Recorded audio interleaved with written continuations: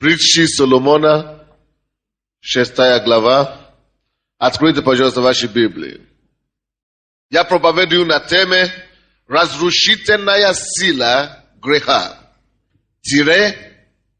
блуд и прелюбодеяние». Многие из нас, мы не понимаем, почему Бог говорит нам некоторыми вещами не заниматься. Мы думаем часто, что церковь – это одни правила. Делай то, не делай то, это можно, это нельзя.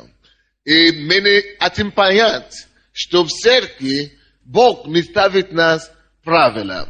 Что делать и что нельзя делать. Церковь – это освобождение, прежде всего. То есть вещи, есть злости, которые держат людей. Есть грехи, которые держат людей. И церковь, Бог, заповедь, есть та сила Божья, которая разрушает оковы сатанинские, которая разрушает силы, держащие нас в оковах. Это сила Божья, которая освобождает нас от той силы дьявольской, мира сего, которая держит и разрушает нас. И уже в протяжении месяца Дух Святой мне ложит эту сердцу на сердце. Просто я подходил к этому. И слава Богу, что пришел день, когда я должен читать эту проповедь. Сегодня я эту проповедь прочту, а также следующее воскресенье. Дай Бог, я буду продолжать эту проповедь. Разрушительная сила греха и в особенности греха блуда и прелюбодеяния. Мы должны знать, что это такое и почему она опасна для нас. Вы знаете, в этом мире слишком много различных грехов есть. Многие грехи, но особенно Бог осуждает грех блуда и прелюбодеяния в Библии. Даже когда только что появилась церковь Иисуса Христа в Новом Завете, и в Иерусалиме была построена мощная церковь. А потом Иисус сказал им: вы примете силу, когда зайдет на вас Дух Святой, и вы будете мне свидетелями в Иерусалиме, Иудее, Самарии и до края земли. Бог говорит: вы примете силу Духа Святого, и вы тогда станете мне свидетелями. Вы знаете, что такое сила Духа Святого? Вы приняли эту силу Духа Святого? Кто принял крещение Духом Святым? Вы приняли силу. Кто не принял крещение Духом Святым еще? Ходите на группу и скажите вашим домашним лидерам, чтобы они помогли вам получить крещение Духом Святым. Она принадлежит всем верующим. Мы имеем право получить силу Духа Святого. И когда ученики получили эту силу, они разошлись по всему миру, и они начали евангелизировать и проповедовать Евангелие. Недавно состоялся один разговор, и они сказали: зачем вам приехать сюда? Мы христианская страна. Дело в том, что такие люди, которые так говорят, они мало информированы вообще о христианстве. Христианство – это вера миссионерская, это благовествование, это та весть, благая весть, которая разносится по всему миру, когда одни выезжают из их родных уютных стран и ездят по всему миру, чтобы просто распространять благую весть о Спасителе. И христианство, оно вовсе не украинская религия. И она вообще иностранная религия, даже здесь, на Украине. Кто-то обвиняет нас, что вы, американцы, приехали, принесли чужую религию. А какая ваша настоящая религия? У нас христианская, православная церковь. Дело в том, что и православная, и христианская, она тоже чужая, иностранная. Это евреи принесли. Если ты не любишь евреев, жаль. Если ты не любишь евреев, жаль. Эта христианская религия, это, между прочим, началась в Иерусалиме. Это началось через иудеев. Сила Божья для спасения, во-первых, иудеев, а потом и еленов. они сначала получили спасение. И когда они начали проповедовать среди язычников, язычниками называли тех народы, которые не имели христианство в то время, которые, как мы, как Украина, как Африка, как Америка, как другие страны, которые еще не приняли Иисуса, не приняли христианство. И когда они начали проповедовать в языческих странах и у еленах, то они столкнулись с такой проблемой. Какие заповеди, что сказать? Потому что они были в иудаизме раньше, они верили в Иегова, они служили, Богу Израилове, как они тогда его знали без откровения Иисуса Христа. И там были куча правил, там были много законов Моисея и так далее. Там были даже закон обрезания такой есть. И они начали возмущаться, именно верующие, христиане, апостолы. Какие заповеди нам передать язычникам? Что нам сказать им? Им можно кушать еды от идола или нет? Им нужно обрезаться. И мужчине нужно пройти обрезание или нет? И так далее. Они не знали, что делать. И они обратились к собору церковному, первому церковному собору, который был в Иерусалиме. Первая церковь, которая была в Иерусалиме. И там собрались верующие, первые верующие, которые были с Иисусом. И они приняли решение, что можно, какие заповеди нужно обязательно по-любому передать язычникам, всем поколениям верующих, что опасно для них, от чего им следует отделиться. То, что является грех, который вообще, с которым нельзя примириться в церкви. И давайте посмотрим это событие в Деяния апостолов 15 главу. Деяния апостолов 15. 27-29 стихи.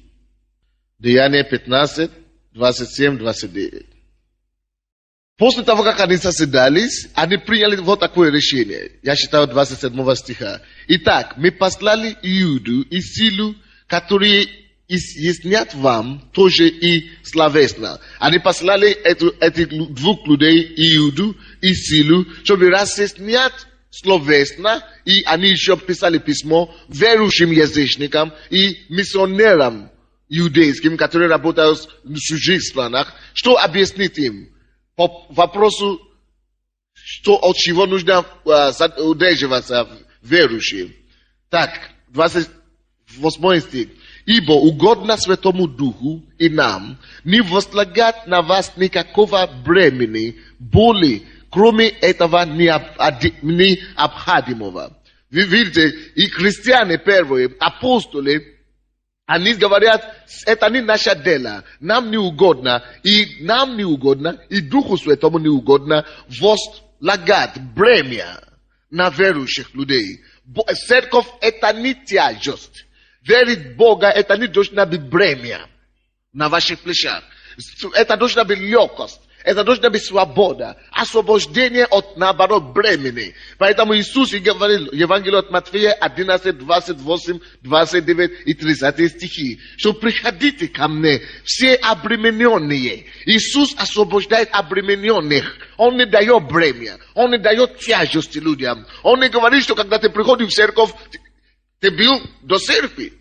Веселый такой. Как только что твоя нога приступает, это пороги церкви, ты уже стал депрессионным, угнетенным. Уже. Бог не говорил так, чтобы тебе стало плохо вдруг в церкви. Бог не говорит, что радуйся в миру, а потом в церкви стал серьезным. Бог не говорит, что улыбайся дома, радуйся, а здесь стал угрюмым. Бог не хочет, чтобы ты стал таким. Бог хочет, чтобы ты еще больше радовался, именно когда ты приходишь в церковь. Бог хочет, чтобы твоя радость еще умножалась в церкви. Вот то, что Библия говорит, что мы не хотим, и Духу Святому не угодно, чтобы возлагать на вас бремя. Бог, Он не привез нас к жизни бремени. Он, наоборот, привел нас к жизни свободы от наших бремен. Времена. Поэтому написано кроме необходимого. Есть необходимые вещи, которые нам нельзя позволить себе как христиане. Потому что они разрушат наше христианское свидетельство. Потому что они разрушат наше хождение с Богом, святости и беспорочности. И о чем же эти вещи необходимы, от которых нам необходимо быть свободны, от которых нам необходимо уходить и быть свободны, и удаляться. 29 стих. Воздерживаться от идоложертвенного. Воздержаться или воздерживаться от идоложертвенного и крови, и удавленный. Это значит, то есть идоложертвенные и крови и так далее. Это значит вещи, которые от идола, короче. В те времена, вы знаете, люди служили разным богам, они служили языческим богам, а языческим богам требовалось, чтобы люди приносили жертвы. Животных какой-то, чтобы они резали животных, и чтобы люди верующие не могут это делать. Если мы будем приносить жертвы идолам, это значит, мы не верим в Иегова Бога. Либо идолам, либо Богу. И одна жертва уже была принесена Богу. Почему мы в церковь сейчас не резим животных? Почему мы не убиваем животных в церкви? Потому что уже Иисус Христос, Сын Божий, однажды позволил себе быть убитым. Он однажды уже принес себе в жертву. Он уже умер за нас раз и навсегда, чтобы мы больше не приносили жертвы. То, что делали для нас эти жертвы, которые мы приносили, которые наши предки приносили богам, теперь Бог делает для нас автоматически без наших жертв. Потому что благодаря тому, что Иисус уже в себе однажды принес жертву для всех. Вот почему, когда мы приходим к Богу, мы каемся в наших грехах, и мы говорим во имя Иисуса, кровь Иисуса, и Бог прощает нас. Почему? Потому что без пролития крови нет прощения. Вот почему предки наши, языческие, когда они служили языческим богам, они приносили жертвы животных. Они понимали, что без пролития крови животного, или крови чего-то еще, нету прощения грехов. Все грешные, и нужна кровь. Только через кровь прощения. Вот почему Иисусу надо было свою кровь пролить. Он пролил свою кровь, чтобы мы уже не напрягались, принося какие-то чужие крови. Чтобы мы уже просто жили под защитой этой крови, под руководством, под водительством Его. Иисуса Христа. И тогда мы автоматически получаем благословение. Нам теперь уже не надо приносить жертвы. Вот это самое главное, чтобы верующие, где бы они ни были, через сколько бы лет они не пришли к Богу, какой бы народе они не жили, верующим христианам не позволено служить другим богам, идолам. Идолы могут быть не только это изображение языческих богов, идолы также могут быть то, что мы поклоняемся, то, чему мы поклоняемся в наших жизнях, то, что больше Бога для нас, то, что занимает место Бога в нашей жизни, то, что мы любим больше Бога, то, чему мы позволяем, мы посвящаем себе, чем Бога, то, что берет больше нашего внимания, чем Бога. Это есть идол автоматически. Потому что ты не приносишь жертвы животных, но ты приносишь жертву твоего поклонения этому идолу. Это может быть твоя работа, это может быть твоя семья или ребенок. Бог не хочет, чтобы ребенок или дети стали идолами в нашей жизни. Дети должны быть любимы нами, но не стать нашим Господом. Бог дал их нам. Бог дал тебе мужа. Бог не создал тебе ради мужа. Бог дал тебе мужа, чтобы ты мог радоваться и быть счастливым. Он не дал тебе мужа, чтобы ты поклонялся мужу. Он не дал тебе жену, чтобы ты поклонялся жене. Он тебе не дал детей, чтобы ты забил о нем за счет его. Он тебе дал детей, чтобы ты мог больше поклоняться ему своими детьми. Бог на первом месте, потому что Он создал нас. Без Него мы можем терять все, то, что у нас когда-то было. Без Него мы ничего вообще не имеем. Слушай, что у тебя есть, чего бы ты не получил от Него. Все, что у тебя есть, ты получил от Него. Поэтому ты благодарен Ему. Ты должен быть благодарен Ему во всем. Он больше все. Он больше всех. И мы Ему обязаны все, что у нас есть. Потому что мы только Ему обязаны, мы даем Ему знать об этом. Мы не приписываем себе славу. Мы не приписываем славу своему интеллекту, своей семье, своему мужу. Мы говорим, слава Господу, что Он дал мне такого прекрасного мужа, такого прекрасного ребенка, такую прекрасную жену. Мы благодарим Его за это все. Поэтому ничего не занимает место Бога в нашей жизни, ничего не есть идол для нас. Иисус, Он есть наш Бог и Спаситель. Аминь. Вот почему люди приходят сюда к Иисусу и получают освобождение. Не ко мне, не к пастору приходят. Я думаю, что сегодня пришли люди, которые смотрели, есть ли кто-нибудь, кто смотрел передачу «Черный квадрат»? Так? Есть ли кто-нибудь из зависимых, которые смотрели эту передачу, и вы пришли сегодня, чтобы Бог освободил вас? Поднимите ваши руки. Потому что мы будем молиться за вас. Из зависимых или родственники зависимых, которые пришли, чтобы Бог помог вашим людей. Именно первый раз. Рады вас видеть. Рады вас видеть. Почему я спрашивал? Я хочу, чтобы вы знали, что на самом деле Бог помогает. На самом деле Бог освобождает, но поймите, не я это делаю. Бог это делает. Направьте ваше зрение, направьте ваш взор на Него, на Бога. Только Он может избавить и помочь. Аминь. Давайте посмотрим дальше. Они сказали, мы не должны поклоняться никому, ни пастору, никому, только Богу. Объект нашего поклонения и восхищения. Он наш кумир. Другого кумира нам не нужен. У нас нет и не нужен.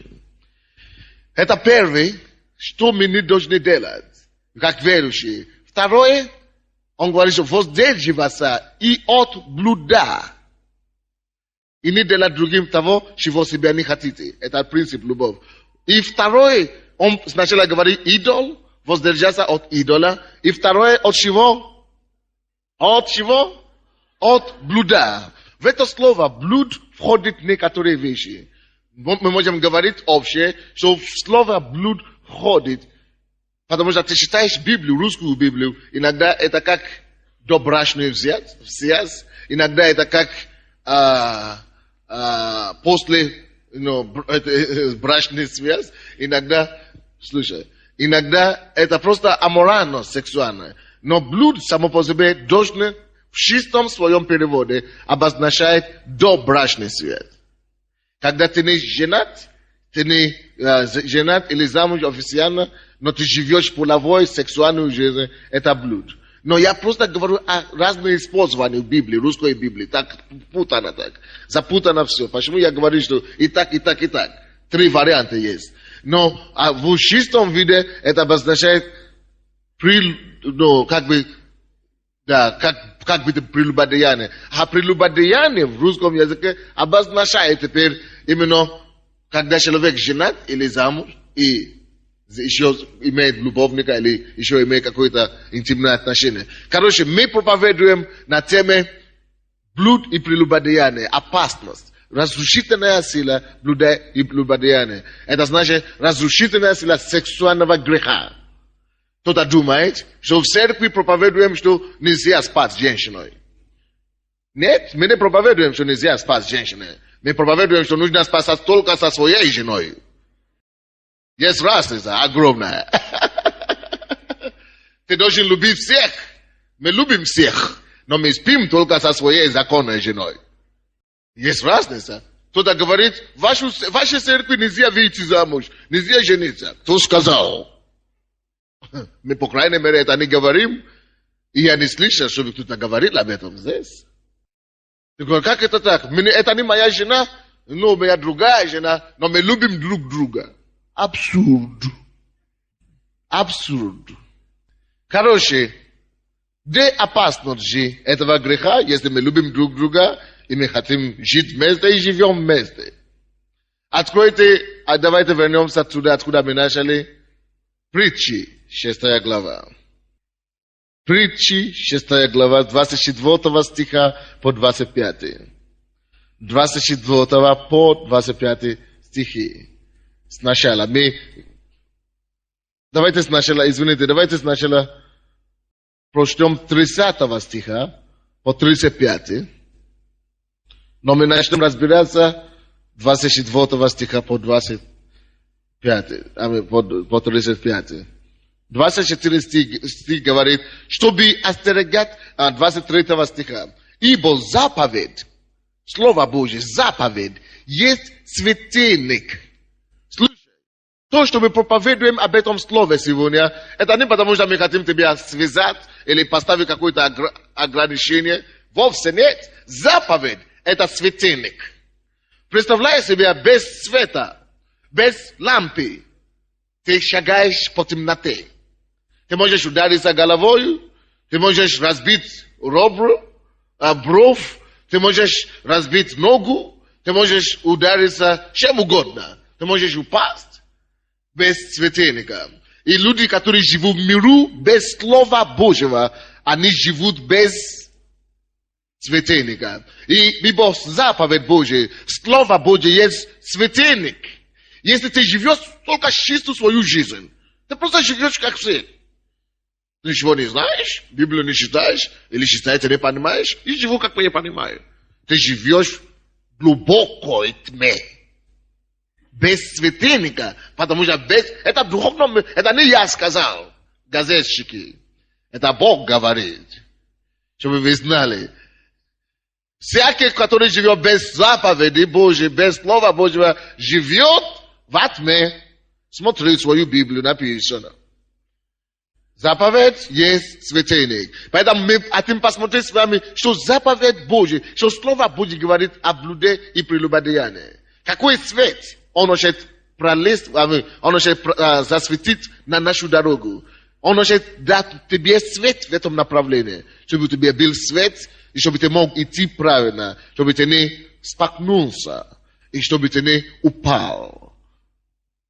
Если Слово Божье, заповедь Божья есть светильник, и наставление есть свет. Заповедь – светильник, наставление – свет, и назидательные поучения. Назидательные поучения, как мы слушаем в этой церкви постоянно, оно есть путь жизни. Если у тебя нет учения, проповеди, у тебя нет поучительного назидания, у тебя нет пути в жизни, ты блуждаешься, ходишь кругом и живешь как, то скажешь, как получается. Бог тебя не создал, чтобы блуждаться по миру. Бог тебя не создал, чтобы ты только замучился по миру. Бог тебя не создал, чтобы ты просто искал что-то по всю жизнь и не нашел. Бог не для того тебя создал, чтобы ты в конце концов запил. Бог не для того создал тебя, чтобы ты потом присел на угле в системе. Бог не для того тебя создал, чтобы поразводился по 2 раза, по 3 раза в жизни и все равно не испытывал счастья, радости, семейного счастья. Не для того Бог создал тебя только, чтобы переживать неудачи за неудачи. Не для того Бог тебя создал только, чтобы ты жил в депрессии, угнетении всю свою жизнь. Не для того Бог тебя создал только, чтобы мучиться и не понимать друг друга. Жить с одним человеком в доме и не жить в взаимопонимании. Вроде бы называется жена, но вы не понимаете друг друга. Вроде бы называется муж, но вы не понимаете друг друга. Не для того Бог тебя создал. А почему все равно все это происходит? Потому что нету светильника, заповеди Божьей, и потому что нету света, нету наставления Божьего, и потому что нету поучительной проповеди и наставления, нету пути в жизни. Поэтому, если все мы ходим в темноте, в одной комнате, мы будем удариться по несколько раз. Потому что мы не видим друг друга. Мы будем наступать на друг друга. Будем биться. Потому что мы не видим друг друга, мы все мотаемся по кругу в темноте. Это именно то, что происходит в жизни многих людей. Но Бог уже покончился с этим, и поэтому Он спас тебя, поэтому Он тебя привел в церковь, где звучит именно живое наставление, чтобы ты приобрел путь твоей личной жизни. Чтобы ты приобрел светильник на твоей дороге жизни. Чтобы у тебя появился свет в твоей дороге по земле.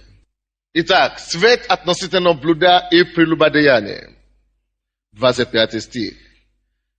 24 стиха. Чтобы остерегать тебя от негодной женщины или негодного мужчины.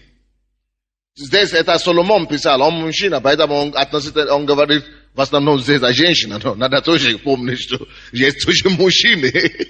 Короче, если ты мужчина, считай как женщина. Если ты женщина, считай как мужчина. Как мужчина. Аминь.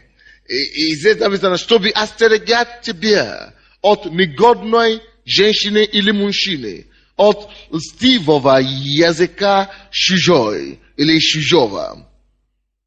Есть заповедь о прелюбодеянии и блуде, чтобы мы остереглись от негодных. Слушай, не все равно, что вы скажете о женатом человеке, который еще ходит за другой женщиной. Мне все равно, как он прекрасный. Я даже не хочу слышать, насколько он хороший. Ты говоришь, он такой хороший, он такой добрый. Если он такой добрый, он не будет изменять свою жену. Нет, они уже 10 лет не живут, 25 лет не живут. Зачем тогда они росписи держат вместе? Ерунда какая-то, детский сад. Значит, он уже плохой, если он ходит за чужой. И наоборот тоже. Мне все равно, что ты скажешь о женщине, которая ходит и имеет любовника. Даже если у него муж импотент. Это неуважительная причина. Пускай разводится. Может быть. Или что-то такое. Пускай это не может быть причина. Пускай он будет алкоголиком или наркоман. Это негодный человек поступает так. Это то, что в Библии написано. Не я говорю. Написано от негодной женщины. И негодный мужчина. Это негодный человек. Занимается блудом или прелюбодеянием. Негодный. Даже если он профессор. Или интеллектуал. На словах. И от льстивого языка чужой или чужого. Есть льстивый язык. Знаете, всякий блуд и прелюбодеяние или всякий сексуальный грех всегда начинается с льстивого языка. Отметьте себя, если кто пишет, пишите. Всякий блуд и всякий прелюбодеяние не происходит без льстивого языка. Без flattering. Flattering это по-английски как льстивый язык. Это как лесть. Льстивый язык.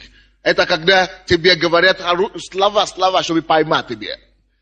Дорогие братья, дорогие сестры, это сестры больше, это женщины больше страдают от этого.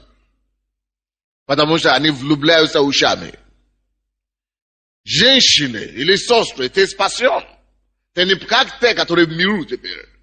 Ты не должна влюбиться в ушами теперь. Тем более это не любовь. А влюбчивость и страсть называется. Поэтому написано, что эта заповедь помогает тебе избавиться от льстивого языка. От лести, от льстивых слов. Если тебе начинают делать комплименты, если ты женатая женщина, замужняя женщина, извините, и тебе начинают делать комплименты и делать нездоровые комплименты. И ты видишь, что твоя плоть реагирует. Убегай быстренько.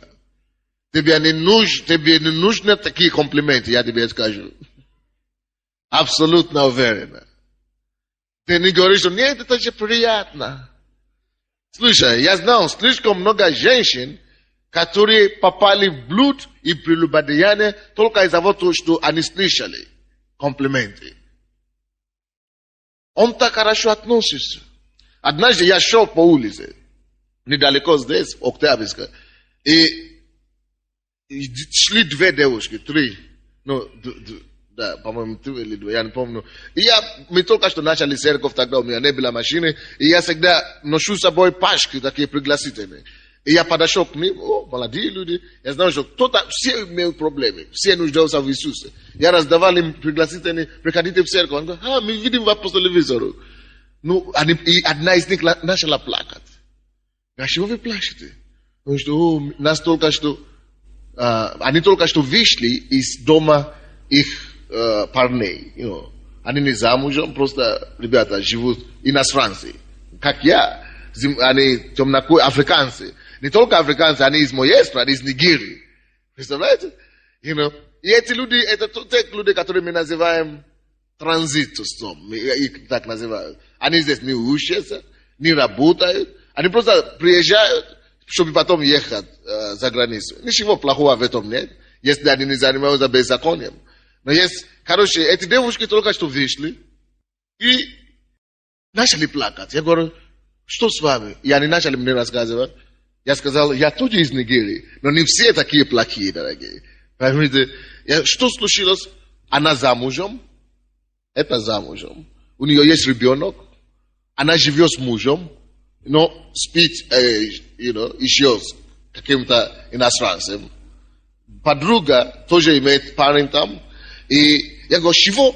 Зачем ты пошла на такое безумие? Вторая не замужем. Они просто так живут. Они, конечно, наобещали им, вроде бы эти ребята не сказали, что они женятся на ней. Просто люблю тебя, гуляем вместе. А я говорю, ты замужем. Зачем тебе еще ходить? Она говорит, я такое отношение в моей жизни никогда не видела. Чтобы мужчины так относились ко мне. Я никогда не видел, эти африканцы такие, любезные, такие хорошие, такие, я начала чувствовать себя женщиной, когда я с ними познакомилась. Да, это вторая женщина тоже сказала, мы начали себя чувствовать женщиной. Такое уважение, такой подход. Хорошо, конечно, это не только, это любой мужчина имеет хороший подход. Пока он не получит то, что он хочет. Если ты хочешь чувствовать себя женщиной, смотри в Библию. Бог тебе даст достоинство. Бог тебе даст уверенность в себе. И даст тебе чувствовать себя женщиной лучше, чем любой мужчина, я тебе скажу. Если ты хочешь полагаться на мужчину, чтобы себя чувствовать женщиной, ты никогда не состоишься как женщиной. Наша личность и наша уверенность должна быть закрыта во Христе Иисусе. Даже если ты хочешь выйти замуж за самого прекрасного человека, все равно твое удовольствие и удовлетворение должно быть во Христе Иисусе, а потом выйди замуж. Если ты надеешься найти достоинство и твое именно в этом человеке, однажды он тебя разочарует. И если моя жена мне скажет, что я хочу найти свое исполнение мечты тебе, я говорю, дорогой мой, сначала исполни свои мечты с Богом, а то ты можешь получить разочарование. Но когда ты будешь иметь именно личность Бога, ты найдешь свою радость и счастье сначала в Боге, тогда, если это человек верующий, который тебя любит, тогда это может просто добавиться к твоей счастью, к твоему счастью, к твоей радости. Но если только человек, на человека ты надеешься, подведет тебя так, что у тебя потом вся жизнь, потом как бумажный тигр, потом сжигается просто. То есть просто разрушается. Короче, я с ними разговаривал, и они слышали все, это оружие, они такие оружие. тоже была другая девушка здесь, в церкви. Она уже была верующая. И тоже один брат, ну, так называемый брат, он тоже, к сожалению, он тоже, но не из Нигерии на этот раз, тоже африканец. Он начал звонить ей. Слушай, если кто-нибудь звонит тебе и спросится, встретится, и он не твой муж, и просто пошли его куда угодно. В ад пошли.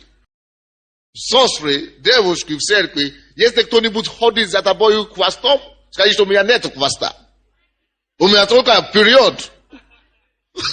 Я иду вперед только к Богу, я не возвращаюсь назад. Будь осторожен, как тебе. И эта сестра говорит, он такой, я еще так. Она уже была 2 раза почти замужем. И она, в миру, до того, как она пришла к Богу. И здесь она говорит, что он такой хороший, я никогда не имел такие вещи, как он мне покупает. Я никогда...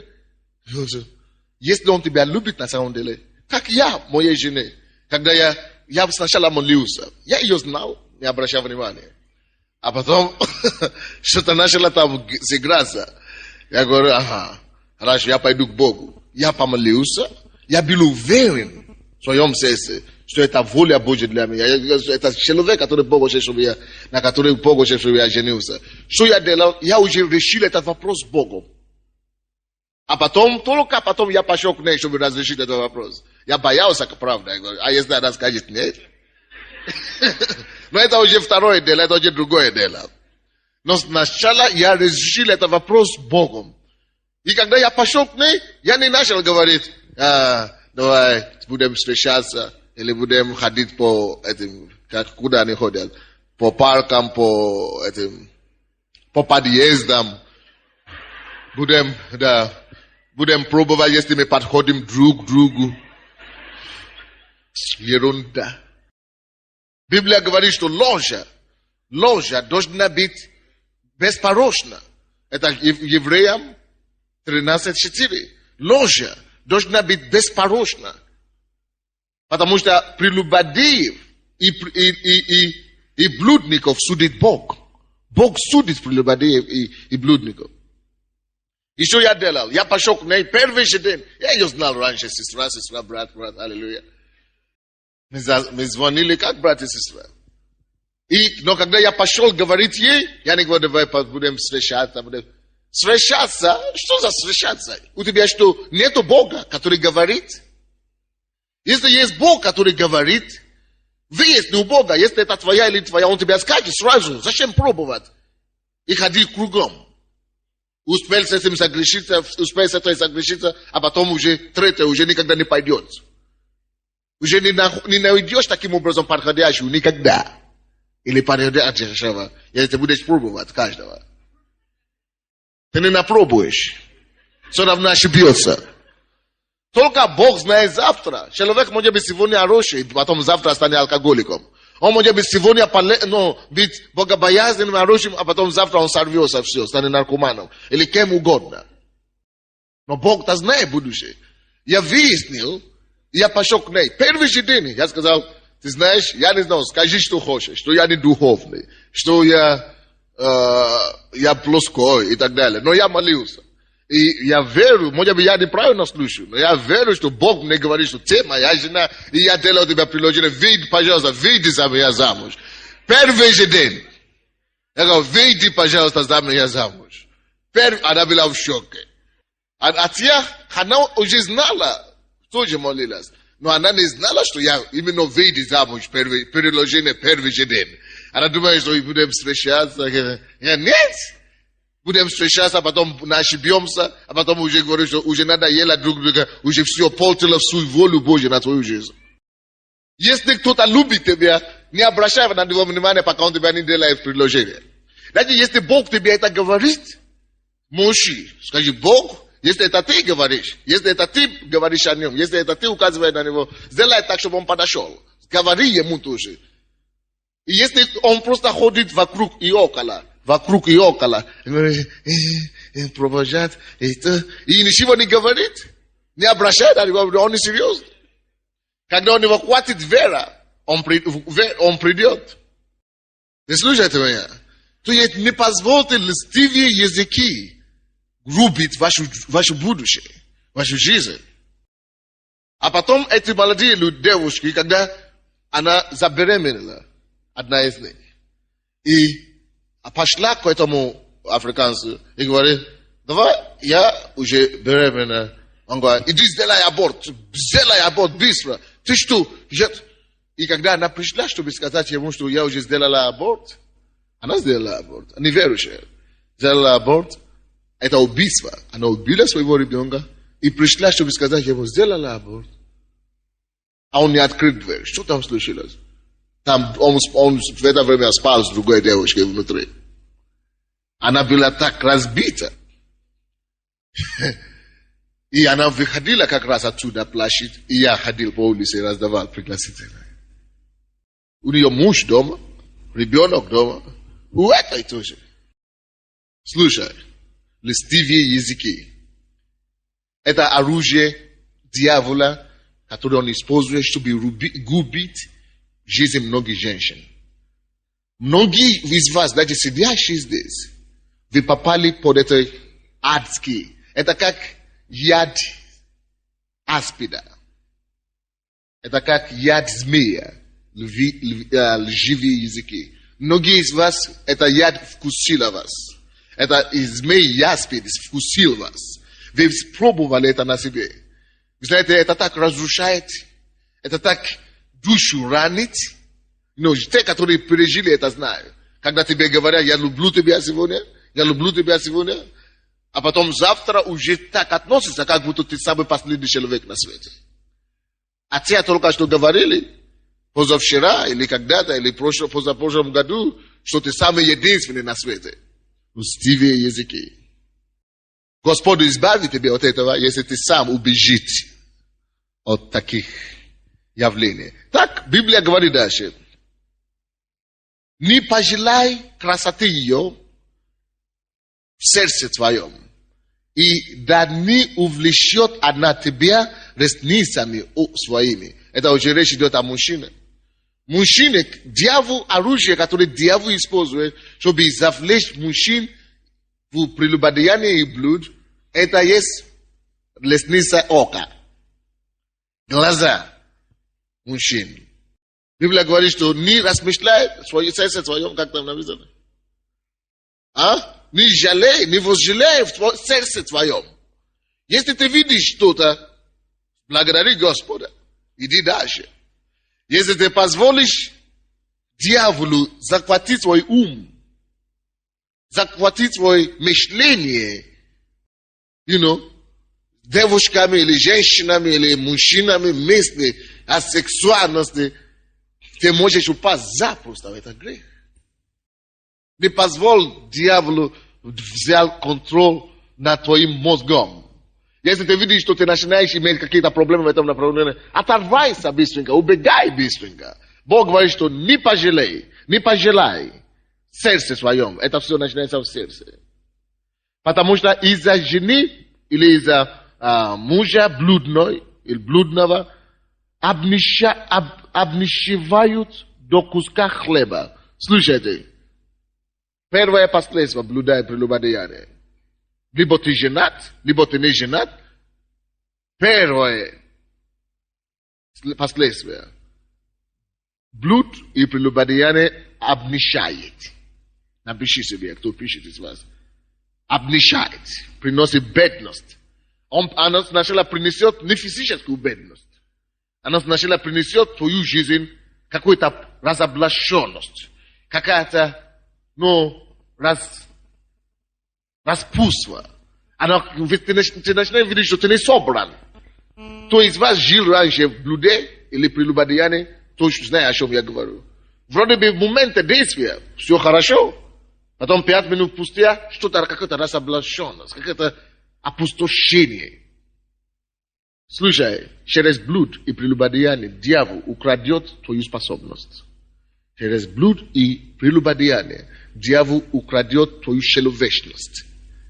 И все хорошие качества, которые у тебя есть, ты можешь потерять, ты можешь обнищаться через блуд и прелюбодеяние. Когда человек спит, когда молодые люди живут вместе, не женатые, они обнищают свою будущую семью.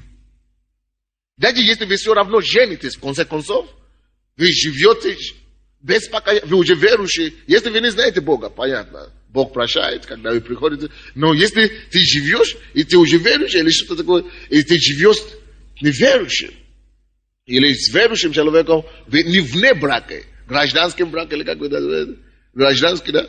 Это никакой, это адский брак, это не гражданский брак. Ты обнищаешь себе счастье, которое будет у тебя, твое завтрашнее счастье, ты крадешь. Твоей завтрашней радости ты обнищаешь. Ты лишишь себе завтра радости, будущего, короче. А потом это придет на внешнее, на физическое обнищение. А потом ты станешь бедным, и даже материально у тебя ничего не начнет получаться. Слушай, не имей дела с блудом, не имей дела с прелюбодеянием. Слишком дорогая цена. Ты слушаешь, что я говорю? Слишком дорого эта цена. Слишком дорого, я вам скажу. Слишком просто дорого. Просто, если кто-то ходит возле тебя, уже тебя это самое, камнями выбросит. Загнай его камнями. Только чтобы он оставил тебя. Обнищевают до куска хлеба. И если ты будешь продолжать жить в таком грехе, ты обнищишься до конца и даже до куска хлеба. И если ты даже был вчера духовным человеком, вроде бы духовный, да? Духовные дары, все духовные качества твои уйдут до единого, когда ты начинаешь прелюбодействовать. А замужняя жена улавливает, или замужний муж улавливает другую душу. Это уловка. Блуд и прелюбодеяние, напишите себе, это уловка. Теперь откройте, пожалуйста, 5 главу. 5 главу же притчи, где мы читаем, с 1 стиха по 9. Это уловка. Что такое уловка?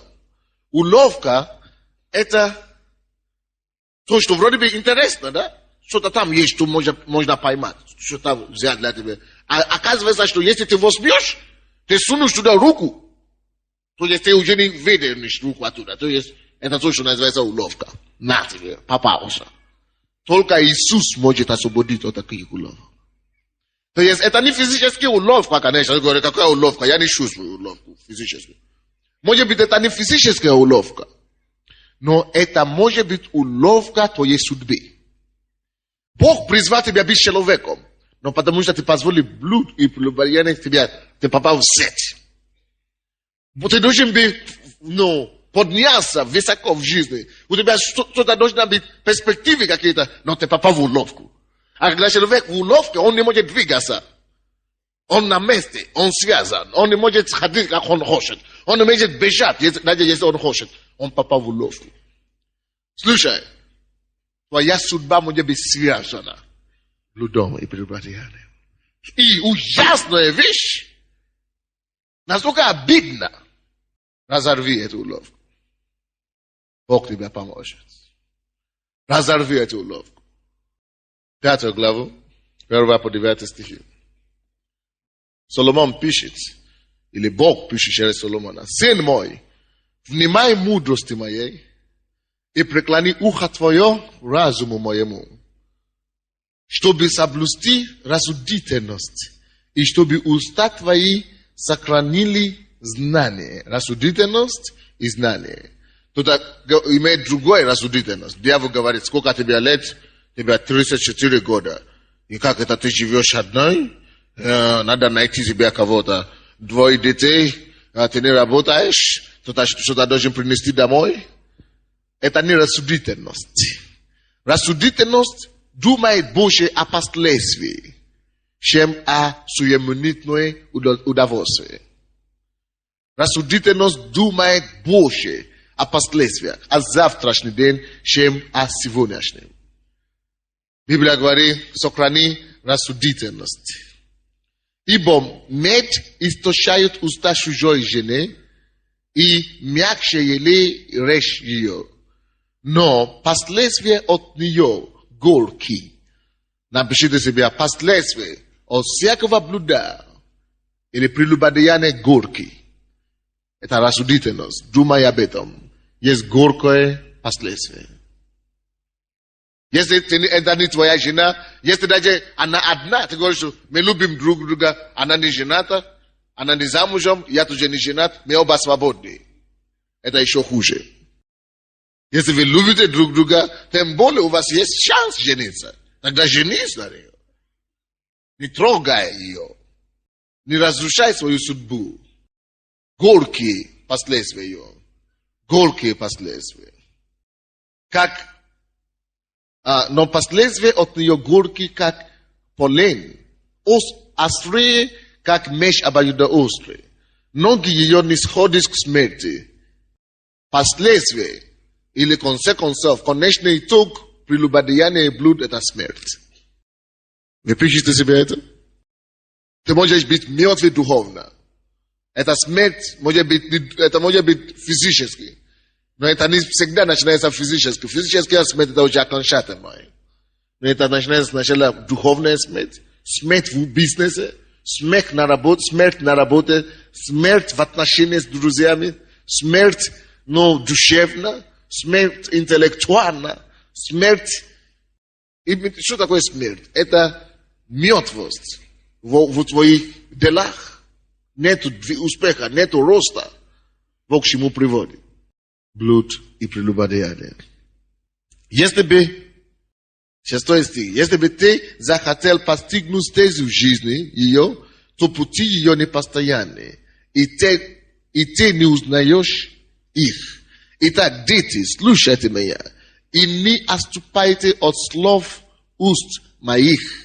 Держи дальше от нее или от него путь твой, и не подходи близко к дверям дома его или ее. Не подходи близко.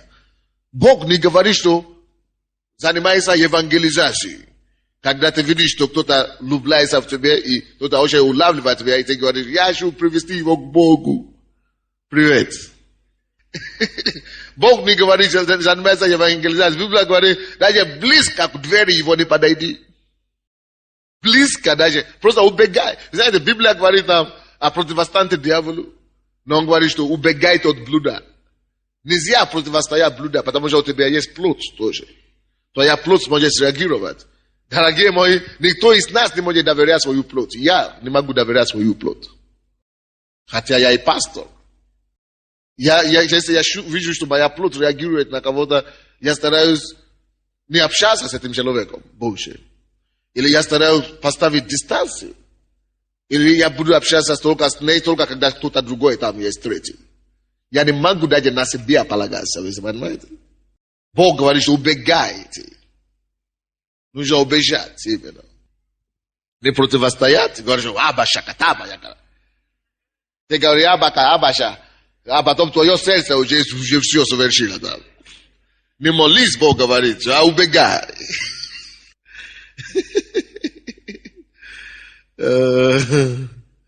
Следующая опасность этого дела, 9 стих. Чтобы здоровье твоего не отдать другим, и лет твоих мучительно. 2 вещи здесь. Мучителю. 2 вещи здесь. Здесь это разрушает здоровье. Блуд и прелюбодеяние сказывается на здоровье. Не о спиде сейчас речь идет. Спид это уже окончательный вариант.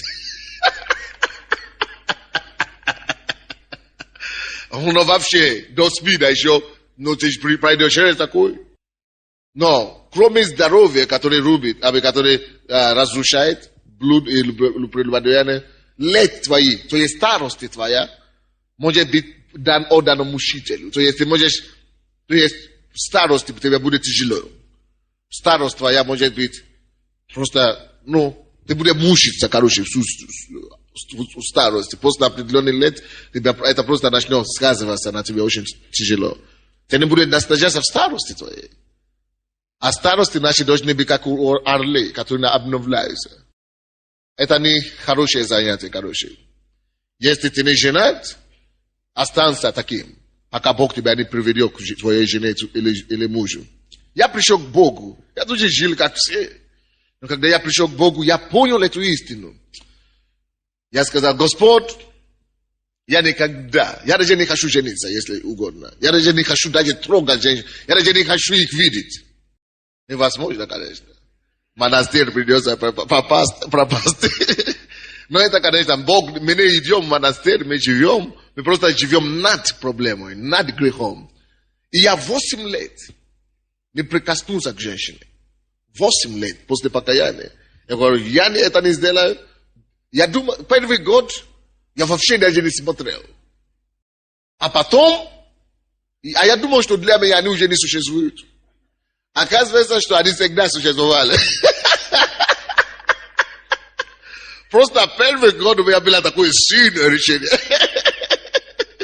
И, конечно, у меня была благодать, которая меня защищала. А потом, со второго года Бог уже, наверное, говорит: ты уже достаточно знаешь. Теперь упражняй воздержание. Теперь ты уже упражняй это самое, умири для себя, умерщвляй твою плоть. Я вижу, я говорю: Боже мой, оказывается, что я уже... Я думал, что эта проблема уже не существует для меня. Оказывается, что она еще есть. Что мне теперь делать? Бог говорит: умирай. Давайте откроем первое послание Коринфянам. Но Бог мне помог 8 лет. Я не вижу причину, почему особенно если ты не женат. Я не вижу причину, почему бы не удержаться от этого. Это Бог, с Богом без проблем. Представляете, у меня была такая бурная жизнь в этом направлении раньше до Бога. Но несмотря на это, Бог мне помог. 1 Коринфянам 9 глава. 1 Коринфянам 9 глава. 27 стих. Даже апостол Павел, он не был женат вообще, но он понял, насколько это опасно, и он знал выход. 9:27. Но усмиряю и порабощаю тело мое, дабы, проповедуя другим, самому не остаться недостойным. Что он делал? Он усмирял и порабощал свое тело. Каждый день, братья и сестры, нам необходимо каждый день поставить себя на алтарь, порабощать свое тело, потому что ты не можешь доверяться телу, плоти. Надо порабощать. Каждый день, говорю: Господь, я не могу полагаться на себя, помоги мне, Господь. Я умираю каждый день. Усмиряю себя каждый день. Это именно так мы побеждаем грех. Когда мы усмиряем, уничижаем плоть. Именно так. Это не просто автоматически. Не будет искушения. Привет. У тебя будет таких искушений, что ой-ой-ой-ой-ой-ой. Искушения будут. Нормально, что искушения есть в этом мире. Потому что дьявол есть в этом мире. Поэтому искушения есть. Но Бог хочет, чтобы мы упражняли себе победу над искушениями. Потому что Бог с нами. Библия говорит: больше кто с нами, того, что в мире. Бог помогает нам одолеть любые искушения. И давайте посмотрим 1 Коринфянам также, 6 глава. 6 глава, с 9 по 10 стихи. 9 и 10 стихи. Что Библия говорит? Библия говорит: или не знаете, может быть, вы не знаете, что неправедные Царствие Божие не наследуют. Слушайте, Бог говорит, не я говорю, Бог, что неправедные Царствие Божие не наследуют. Ничего не поделаешь. Если ты говоришь, что я верующий. Бог не смотрит на то, что ты говоришь, на слова, уста. Бог смотрит на что? На твои дела. Неправедные Царствие Божие не наследуют. Чтобы быть верующим, чтобы наследовать Царство Небесное, надо жить как христианин. Надо жить по Слову Божьему. Надо выйти из темноты и жить. Давайте будем читать дальше. Не обманывайтесь. Вы видите, да? Бог говорит: не обманывайтесь, ни блудники, ни идолослужители, блудники. Слушайте, ты живешь с чужой женой, Слушай, блудник не наследует Царство Божие. Ты живешь в гражданской, как ты называешь, гражданской или адской жизни, блудник не наследует Царство Небесное. Говорит, он любит меня, он любит меня, он любит меня. Живи ты отдельно, пока ты не распишешься. Блудники, так, идолослужители, ни прелюбодеи, ни малаки, ни мужеложники, ни воры, ни лихаимцы, ни пьяницы, ни злоречивые, ни хищники, Царство Божие не наследуют. Не обманывайтесь, говорит Библия. Поэтому, если ты видишь, что у тебя есть проблема в этом направлении, Бог не хочет тебя посылать в ад. Бог не хочет чтобы ты попал в ад. Бог хочет тебя спасти. Бог хочет тебе помочь одолеть и победить эти проблемы, эти грехи. Он хочет тебе помочь. Поэтому он и говорит тебе, чтобы у тебя был светильник на твой путь. Чтобы у тебя была дорога в жизни. Бог хочет нам помочь избавиться. Вы слушаете, да? Поэтому, если у тебя есть грех, допустим, когда я пил начинать, у меня всегда были искушения. Там, я говорю, Боже мой, уже замучились. Но я знаю, что все равно я не упаду в это. Все равно, чтобы дьявол не делал. Все равно. Это зависит от твоего решения. Я всегда говорю, дьявол, отойди от меня. Ты дух прелюбодеяния, ты дух друга, отойди. Но я сам знаю, что это я должен отойти.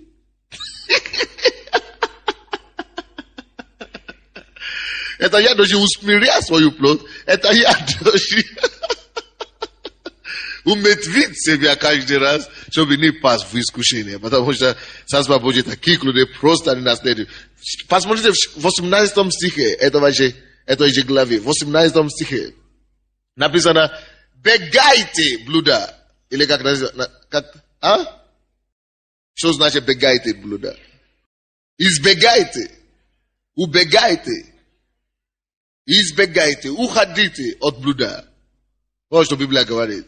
Бегайте блуда. Всякий грех, какой делает человек, есть вне тела. А блудник грешит против собственного тела. Ты грешишь против собственного тела, против собственной жизни. Ты разрушаешь собственную жизнь. Никто не виноват. Ты сам виноват. Сама виновата, дорогая. Не судьбу, а виной. Притчи 7:7. Притчи 7:7. Притчи 7:7.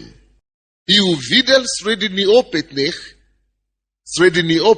заметил между молодыми людьми неразумного юношу. Бог называет людей, которые ходят по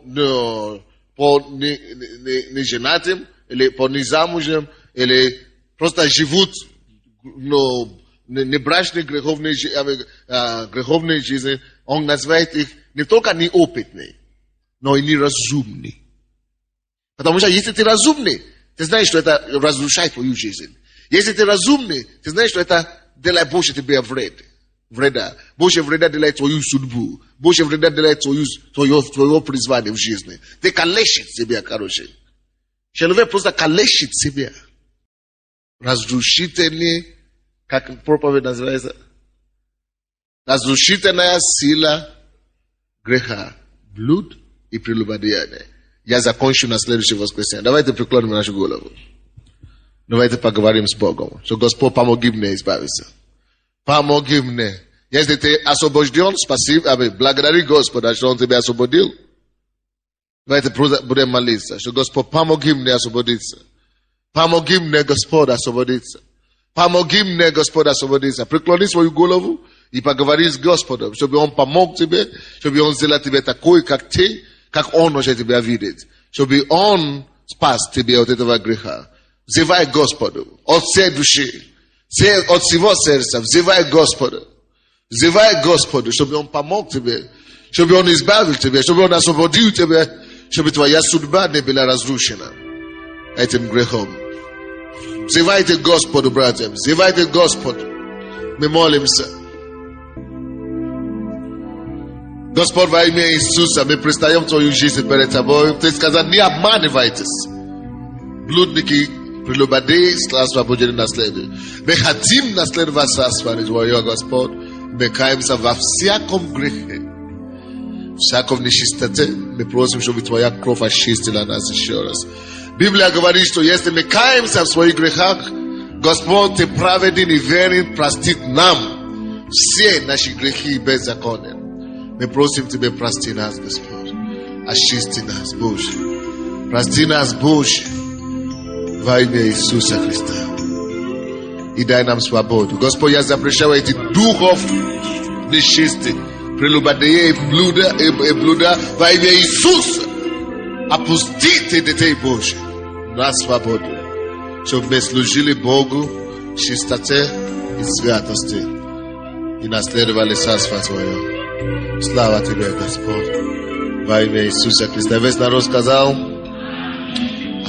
Слава Господу.